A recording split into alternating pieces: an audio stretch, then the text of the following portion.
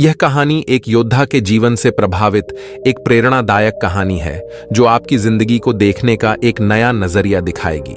अगर आपने इस कहानी से मिलने वाली सीख को समझ लिया तो आपकी जिंदगी बदल जाएगी। देशराज, जो इस कहानी का नायक है, उसे एक रात बुरा सपना आता है जिसमें वह हर रोज की तरह तलवारबाजी के मुश्किल दांव का प्रयास कर रहा था। उसका अभ्यास सही चल रहा था, लेकिन जैसे ही वह एक ऊंची छलांग लगाकर जमीन पर वापस आता है तो उसका एक पैर टूटकर बिखर जाता है और उसकी ऐसी हालत को देखकर सभी डर जाते हैं। लेकिन एक रहस्यमय आदमी उन टुकड़ों को बड़ी शांति से इकट्ठा करने लगता है जिसने भूरे रंग के जूते पहने हुए थे। देशराज सपने से घबराकर जाग जाता है। उस समय रात्रि का अंतिम पहर चल रहा था और वह अपने मन को शांत करने के लिए बाहर टहलने के लिए निकल जाता है। थोड़ी दूर चलने के बाद वह एक पुराने घर के पास आकर ठहर जाता है और उस मकान के बाहर बने चबूतरे पर जाकर बैठ जाता है। तभी एक बूढ़ा आदमी घर से बाहर निकलता है जिसने बिल्कुल वैसे ही जूते पहन रखे थे जैसे जूते देशराज ने सपने में उस आदमी के पैरों में देखे थे। देशराज उस बूढ़े आदमी से कहता है कि आपके पैरों में अलग अलग जूते हैं। फिर वह आदमी जवाब देते हुए कहता है कि इसमें से एक जूता पुराना है और एक नया है। फिर देशराज वहां से उठकर जाने लगता है और वह आदमी उस चबूतरे पर बैठ जाता है।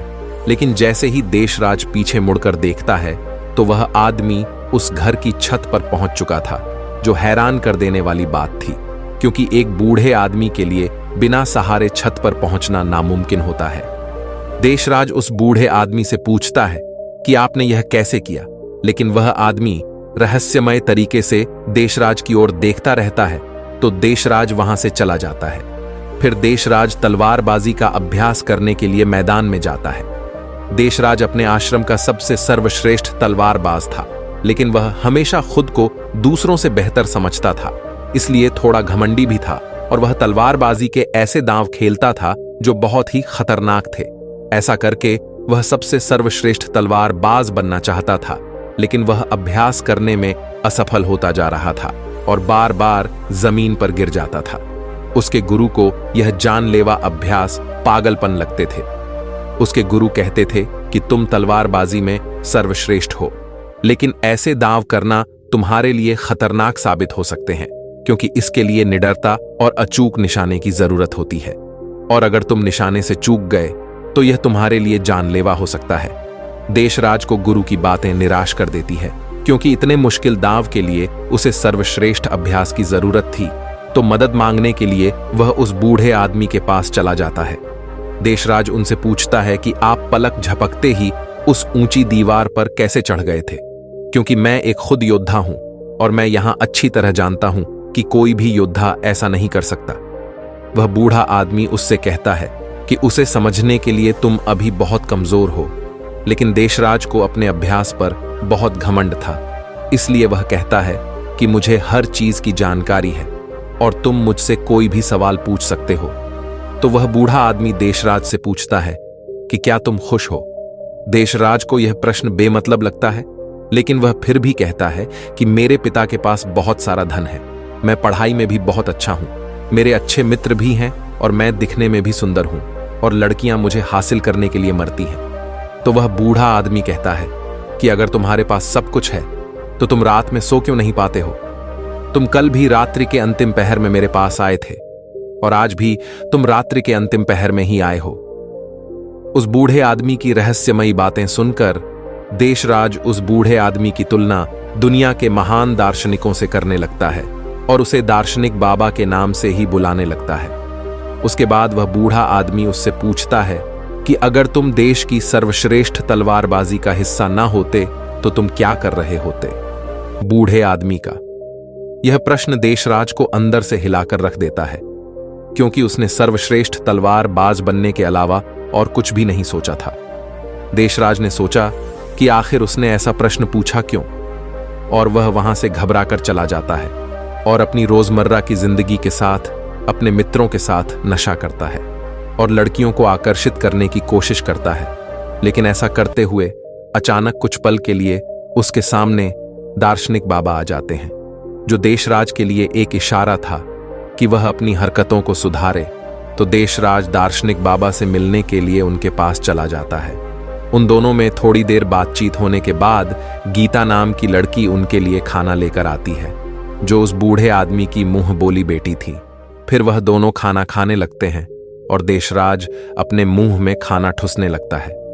लेकिन दार्शनिक बाबा कहते हैं कि तुम्हें अपना खाना आराम से खाना चाहिए। दार्शनिक बाबा कहते हैं कि अगर तुम मुझसे प्रशिक्षण लेना चाहते हो तो तुम्हें अपनी हरकतों को सुधारना होगा। लेकिन देशराज को अपने प्रशिक्षण और अभ्यास पर बहुत घमंड था, तो दार्शनिक बाबा उसे कुछ समय के लिए घुटने मोड़कर बैठने के लिए कहता है। लेकिन थोड़ी देर बाद देशराज जमीन पर गिर पड़ता है।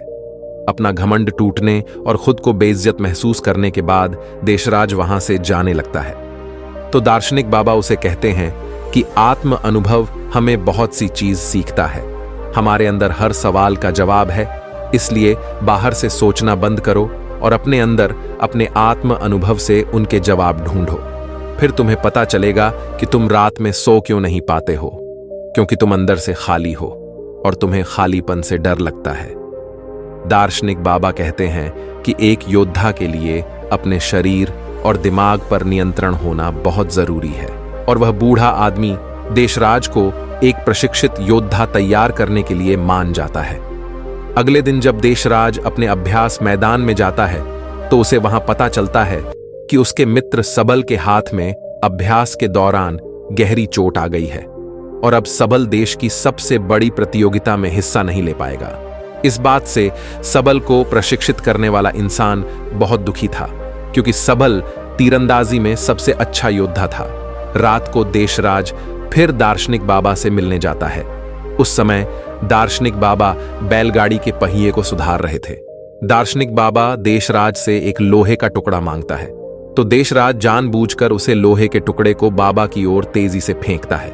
लेकिन दार्शनिक बाबा बिना पीछे मुड़े हुए उस लोहे के टुकड़े को आसानी से पकड़ लेते हैं। देशराज दोबारा से फिर ऐसा ही करता है, लेकिन दार्शनिक बाबा फिर उसे बिना देखे ही पकड़ लेते हैं। दार्शनिक देशराज से कहता है कि हमारे दिमाग में लाखों बेमतलब की बातें चलती रहती हैं, जो हमारे लक्ष्य को धुंधला बनाकर हमें उस लक्ष्य से दूर कर देती है।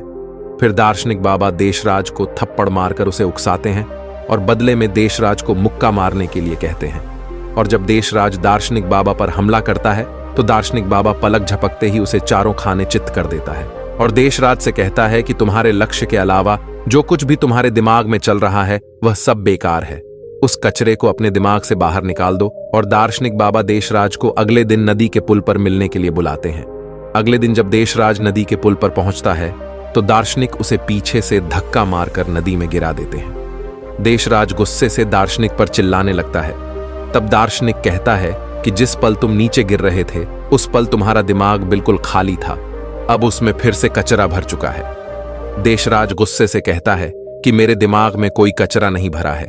तो दार्शनिक देशराज के दिमाग पर नियंत्रण करके वह सब देखने लगता है जो उसके दिमाग में चल रहा था। फिर दार्शनिक देशराज से कहता है कि अगर तुम अपना ध्यान इन फिजूल के विचारों में रखोगे तो तुम वर्तमान के पलों को जी नहीं पाओगे, और जब तुम अपना सारा ध्यान वर्तमान के पलों में रखोगे तब तुम्हें पता चलेगा कि तुम क्या कर सकते हो। सबल को चोट लगने के बाद तीरंदाजी सिखाने वाला शिक्षक सबकी परीक्षा ले रहा था। इस दौरान देशराज दार्शनिक के सीखे हुए तरीकों से अपने ध्यान को एकाग्र करने में सफल हो जाता है और पूरी एकाग्रता के साथ तीरंदाजी का बेहतरीन प्रदर्शन करके दिखाता है, जो शायद सबल से भी बेहतर था। सभी लोग देशराज के इस प्रदर्शन को देखकर हैरान रह गए। फिर उस रात देशराज दार्शनिक को पूरी बात बताता है। वह बहुत ज्यादा खुश था और उसे अपने प्रदर्शन पर नाज था, क्योंकि दूसरे योद्धा उससे जलने लगे थे। लेकिन दार्शनिक को उसकी बातों में कोई दिलचस्पी नहीं थी। दार्शनिक देशराज से कहता है कि तुम अभी भी अतीत में जी रहे हो और तुम्हें अपने प्रदर्शन पर घमंड भी है। इसका सीधा सा मतलब यह हुआ कि अभी तुम कुछ भी नहीं सीखे। इतना कहकर दार्शनिक देशराज को घर जाने के लिए कहता है और आज रात उसे कुछ भी सिखाने के लिए मना कर देता है। लेकिन यहां कुछ अजीब होता है। देशराज वहां चुप कर सुबह होने का इंतजार करता है और सुबह होते ही दार्शनिक का पीछा करने लगता है। दार्शनिक देशराज के अभ्यास मैदान में चला जाता है और वहां जाकर एक ऊंचे स्थान पर बैठ जाता है। जब देशराज उसके बगल में जाकर बैठता है तो वह महसूस करता है कि दार्शनिक सभी योद्धाओं के दिमाग को पढ़ सकता है, उनके दिमाग में चल रही सभी बातों को सुन सकता है। उसे हैरानी तो तब होती है जब देशराज उस मैदान में खुद को आते हुए देखाता है। यह देखकर वह अपनी जगह से गिर जाता है। फिर उसे पता चलता है कि यह सब तो एक भ्रम था, क्योंकि ना तो सुबह हुई थी और ना उसने दार्शनिक का पीछा किया था। यह तो दार्शनिक था जो उसके दिमाग से खेल रहा था। दार्शनिक देशराज से कहता है कि अभी तो बहुत कुछ सीखना बाकी है, लेकिन देशराज अब पूरी तरीके से डर चुका था, तो वह घबरा कर वहां से चला जाता है। इस घटना का देशराज पर उल्टा असर पड़ता है। उसका आत्मविश्वास नीचे गिरने लगा था, जो उसके साथी योद्धा भी महसूस करने लगते हैं, और उसका शिक्षक भी, क्योंकि उसका प्रदर्शन कमजोर पड़ने लगा था। अगले दिन वह दार्शनिक के घर के बाहर गीता को दिखाता है, जो दार्शनिक के लिए खाना लेकर आई थी। वह दार्शनिक से कहता है कि मुझे लगा था कि मैं आपसे सब कुछ सीख जाऊंगा, लेकिन मेरे साथ सब कुछ उल्टा हो रहा है। फिर दार्शनिक देशराज से वह सब कुछ काम करवाता है जो आज से पहले उसने कभी नहीं किए थे, जैसे कचरा साफ करना, गंदगी साफ करना, कपड़े धोना, घूमना और गप्पे मारना बंद। देशराज ये सब कुछ कर तो रहा था, लेकिन उसे यह सब बेमतलब लग रहा था। उसका प्रदर्शन सुधरने के बजाय दिन प्रतिदिन खराब होता जा रहा था, क्योंकि वह दार्शनिक की शिक्षाओं को समझ नहीं पा रहा था, और एक दिन तंग आकर दार्शनिक से झगड़ा करने लगता है। वह कहता है कि मैं यह सब काम करके कौन सा योद्धा बन सकता हूं। तब दार्शनिक कहता है कि मैं तुम्हें किसी भी स्थिति में ध्यान करना सीख रहा था, और इससे तुम्हारा घमंड और बुरी आदतें खत्म हो जाएंगी। लेकिन देशराज का गुस्सा बढ़ता ही जा रहा था। वह दार्शनिक से कहता है कि तुमने पहले दिन मुझसे पूछा था कि क्या मैं खुश हूं, तो आज मैं तुमसे पूछता हूं कि क्या तुम इस खंडहर घर में खुश हो, क्योंकि देशराज को लगता है कि दार्शनिक जिंदगी से हारा हुआ इंसान है जो अपनी जिंदगी में सफल नहीं हो पाया है, और वह उसकी रहस्यमय बातें सुनकर गलती से उसके चक्कर में फंस गया है। दार्शनिक देशराज को अपनी भावनाओं पर काबू करने के लिए कहता है, लेकिन देशराज तो दार्शनिक की एक भी सुनने के लिए तैयार नहीं था, और गुस्से में दार्शनिक से कहता है कि मैं अपनी खुशी खुद तलाश लूंगा, और अपना प्रशिक्षण छोड़कर वहां से चला जाता है। लेकिन देशराज यह समझ नहीं पाया कि दार्शनिक उसे निस्वार्थ भाव से दूसरों की सेवा करना सिखा रहा था, जिससे उसका घमंड कम हो सकता था, और देशराज ने अपनी पुरानी दिनचर्या को वापस अपना लिया था। नशा करना, मांस खाना और दोस्तों के साथ घूमने फिरने जाना, और दूसरों से श्रेष्ठ दिखने के लिए जानलेवा अभ्यास करना। एक दिन ऐसे ही जब वह खतरनाक प्रयास कर रहा था, तब ऊंचाई से गिरने पर उसका पैर पूरी तरह घायल हो जाता है। फिर इलाज के दौरान उसे पता चलता है कि उसके पैर की हड्डी टूटी नहीं है, बल्कि चकनाचूर हो गई है। चिकित्सक उसे कहते हैं कि अगर तुम अपना ध्यान ठीक से रखोगे तो अगले कुछ महीनों में तुम चलने फिरने लगोगे। देशराज को यह पता चल चुका था कि उसका सर्वश्रेष्ठ तलवारबाज बनना उसका सपना बनकर रह जाएगा, क्योंकि उसे चलने के लिए भी सहारा लेना पड़ता था, और उसका प्रशिक्षण भी पूरे तरीके से बंद हो चुका था। पैर टूटने के साथ साथ अब उसका घमंड भी टूट चुका था। फिर एक दिन गीता उससे मिलती है, क्योंकि उसे देशराज की चिंता हो रही थी, क्योंकि देश की सबसे बड़ी प्रतियोगिता में हिस्सा लेने का सपना टूट चुका था।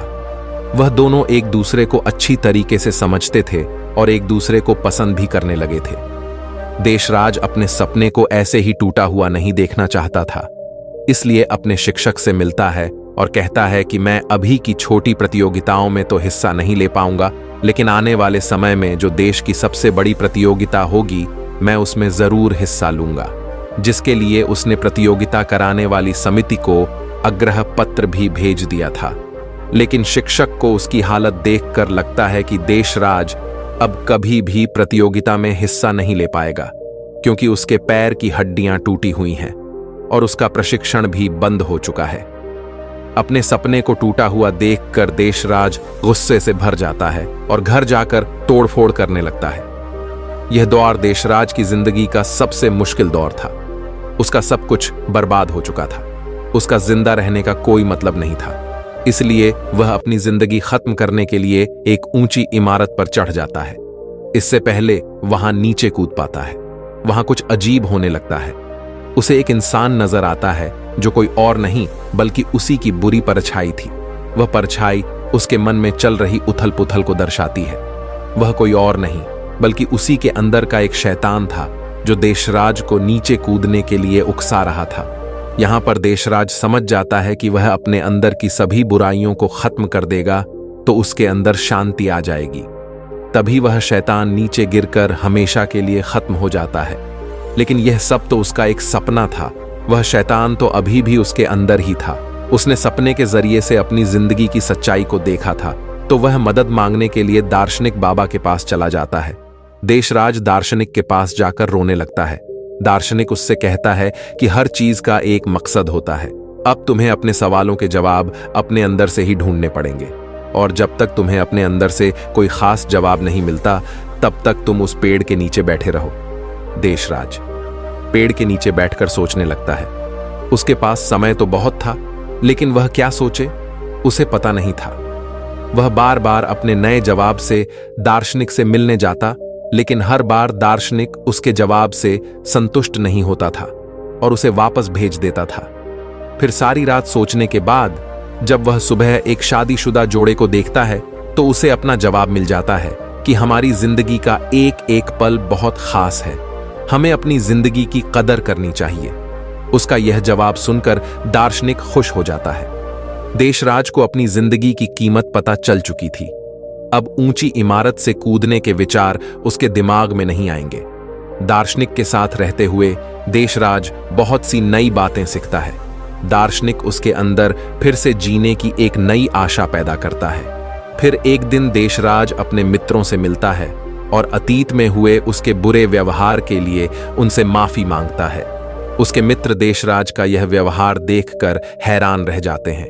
दार्शनिक के विचारों ने देशराज को पूरी तरीके से बदल दिया था, और एक दिन देशराज दार्शनिक से कहता है कि वह लोगों की निस्वार्थ भाव से सेवा करने के लिए तैयार है। लेकिन दार्शनिक उसे अपनी तलवारबाजी का अभ्यास फिर से शुरू करने के लिए कहता है, लेकिन देशराज उससे सहमत नहीं होता है। देशराज कहता है कि मेरे पैर की हड्डी टूटी हुई है और मैं यह नहीं कर सकता। दार्शनिक कहता है कि एक योद्धा अपनी जीत और श्रेष्ठता की कभी चिंता नहीं करता है। उसे जो काम सबसे प्यारा है वह उसे करता रहेगा, चाहे उसकी जान ही क्यों ना चली जाए। फिर दार्शनिक उसे अभ्यास के लिए एक छोटे से मैदान में ले जाता है, जिसे दार्शनिक ने तब तैयार किया था जब देशराज घायल होकर बिस्तर में था। अपने पैर में 17 छोटे होने के बाद भी देशराज पूरी लगन के साथ अभ्यास करता है और खुद को आने वाली प्रतियोगिता के लिए तैयार करता है। और एक दिन जब वह अभ्यास के लिए अपने पुराने आश्रम में जाता है तो उसे देखकर उसके शिक्षक और साथी योद्धा देखकर हैरान रह जाते हैं। लेकिन देशराज की परेशानी तो तब बढ़ती है जब उसका शिक्षक उसे एक पत्र देता है। प्रतियोगिता आयोजित करने वाली समिति ने देशराज की याचिका को खारिज कर दिया था। समिति ने देशराज के चिकित्सकों से बात की। समिति ने देशराज के शिक्षक से भी पूछा, लेकिन शिक्षक ने देशराज को अपने घमंड में आकर जानलेवा अभ्यास करते हुए देखा था। उसे लगता था कि देशराज इस प्रतियोगिता के लिए किसी भी हद तक जा सकता है, जो एक दिन खुद को ही मार डालेगा। इसीलिए देशराज के शिक्षक ने देशराज के लिए समर्थन नहीं किया। अपनी मंजिल के इतने करीब आकर एक बार फिर से देशराज का सपना टूट जाता है। दार्शनिक उससे कहता है कि कोई भी समिति पत्र तुम्हें रोक नहीं सकता, तुम वह करते रहो जो तुम्हें अच्छा लगता है। लेकिन देशराज कहता है कि मेरा लक्ष्य केवल प्रयास करना नहीं है, बल्कि देश की सबसे बड़ी प्रतियोगिता में स्वर्ण पदक जीतना है। दार्शनिक कहता है कि स्वर्ण पदक जीतना केवल एक लालच है, अगर वह मिल भी जाए तो क्या? जब तक तुम अंदर से खुश नहीं, कोई भी बाहरी चीज तुम्हें खुश नहीं कर सकती। दार्शनिक देशराज को अपनी भावनाओं पर काबू करने के लिए कहता है, लेकिन देशराज बहुत परेशान था। वह गुस्से में आकर दार्शनिक से कहता है कि मैं अपना सब कुछ छोड़ने के लिए तैयार था, लेकिन तुमने मुझे फिर से प्रशिक्षण के लिए कहा। वह काफी हताश हो चुका था, उसे कुछ भी समझ नहीं आ रहा था, तो वह अपने अंदर से जवाब ढूंढने के लिए फिर से उसी पेड़ के नीचे आकर बैठ जाता है। दार्शनिक उसकी तड़प को देखता है तो उसे कल सुबह अपने साथ एक पहाड़ पर चलने के लिए कहता है। फिर अगली सुबह पूरी तरीके से थका देने वाला लंबा सफर तय करके जब वह पहाड़ी की चोटी पर पहुंचते हैं तो देशराज दार्शनिक से पूछता है कि आप मुझे यहां पर क्या दिखाना चाहते हैं, ये पहाड़, ये नजारा या फिर कुछ और। तो दार्शनिक उसके पैर में पड़े एक पत्थर की ओर इशारा करता है और कहता है कि मैं तुम्हें यह पत्थर दिखाने के लिए यहां पर लाया हूं। इतना सुनने के बाद देशराज निराश हो जाता है। वह कहता है कि आधे दिन का इतना लंबा सफर तय करके हम यहां पर इस मामूली पत्थर को देखने आए हैं। फिर उसे एहसास होता है कि दार्शनिक उसे जरूर कुछ समझाना चाहता है। थोड़ी देर सोचने के बाद देशराज समझ जाता है कि जब तक उसे मंजिल के बारे में पता नहीं था तब तक वह अपने सफर का आनंद ले रहा था और वह खुश था। लेकिन जैसे ही वह मंजिल तक पहुंच गया उसकी खुशी खत्म हो गई, क्योंकि जो खुशी सफर में है वह खुशी मंजिल को पाने में नहीं। देशराज यह भी समझ चुका था कि उसका लक्ष्य हासिल करना भी इस पत्थर की तरह ही है, जिसे हासिल करने या ना करने से कोई फर्क नहीं पड़ता, क्योंकि असली खुशी तो सफर के दौरान है और अपने सफर का आनंद लेते हुए बिना किसी हार जीत की चिंता करे हुए अभ्यास मैदान में अभ्यास करने लगता है। उसका बेहतरीन प्रदर्शन देखकर सभी लोग हैरान हो जाते हैं और उसका शिक्षक उसे अंतिम प्रतियोगिता में ले जाने के लिए तैयार हो जाता है। देशराज अपने साथ दार्शनिक को भी ले जाना चाहता था, लेकिन जब वह पुरानी इमारत में पहुंचता है तो उसे पता चलता है कि दार्शनिक वहां से हमेशा के लिए जा चुका है।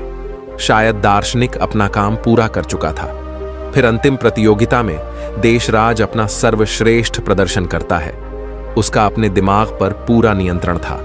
उसे प्रतियोगिता जीतने का डर या लालच नहीं था, वह तो केवल इस पल का भरपूर आनंद ले रहा था। इतनी भयंकर दुर्घटना होने के बाद भी उसका ऐसा प्रदर्शन देखकर सभी लोग बहुत ज्यादा हैरान थे। इसके बाद देशराज ने अंतिम प्रतियोगिता में देश के सबसे बड़े योद्धा का खिताब अपने नाम किया और उसने गीता के साथ शादी भी कर ली। बाद में देशराज ने अपनी किताबों और बातों के माध्यम से दार्शनिक के विचारों को लोगों तक पहुंचाने का प्रयास किया। मित्रों, आशा करता हूं कि आज की कहानी से आपने बहुत कुछ सीखा होगा। अगर आज की कहानी आपको पसंद आई हो तो इस कहानी को उन लोगों तक जरूर शेयर करें जिन लोगों को इस कहानी को सुनने की जरूरत है, और ठीक उसके बाद चैनल को सब्सक्राइब करना बिल्कुल ना भूले। मिलते हैं फिर नेक्स्ट वीडियो में, तब तक अपना ख्याल रखिएगा।